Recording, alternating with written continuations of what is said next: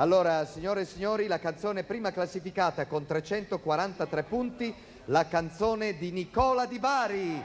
Nicola Di Bari. I giorni dell'arcobaleno.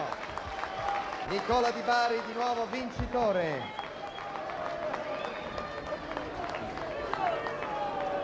Complimenti Nicola. Allora, il nostro Nicolino è commosso, naturalmente è stato un anno molto importante per lui. Pensate che ha vinto l'anno scorso, ha vinto Canzonissima e ha vinto di nuovo Sanremo, un record senza precedenti. I giorni dell'arcobaleno di Masini, Pintucci, Di Bari. Dirige il maestro Gianfranco Reverberi. Canta Nicola Di Bari.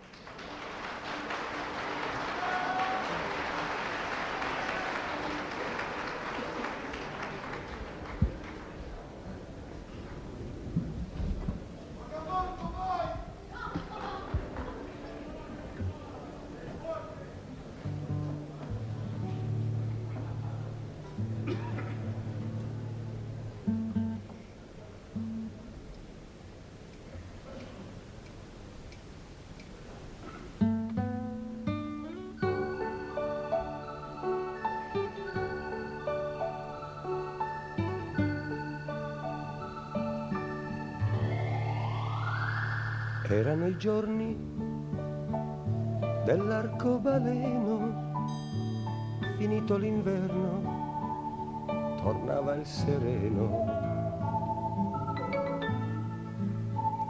E tu con negli occhi la luna e le stelle, sentivi una mano sfiorar la tua pelle.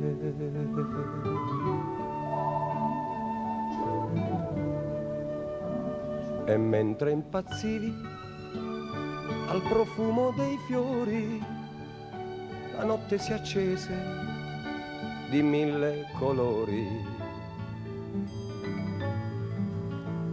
Distesa sull'erba come una che sogna, tu eri bambina, ti alzasti già donna.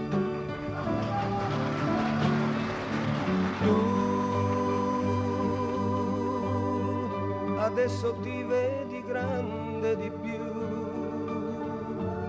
sei diventata più forte e sicura, è già iniziata la dolce avventura. Ormai sono bambine le amiche di prima, si ritrovano in gruppo a giocare e sognano ancora su un raggio di luna. Vivi la vita di donna importante, perché a 16 anni ti senti già grande. Ma un giorno vedrai che ogni donna è matura all'epoca giusta e con giusta misura, e in questa tua corsa incontro all'amore ti lascia alle spalle il tempo migliore.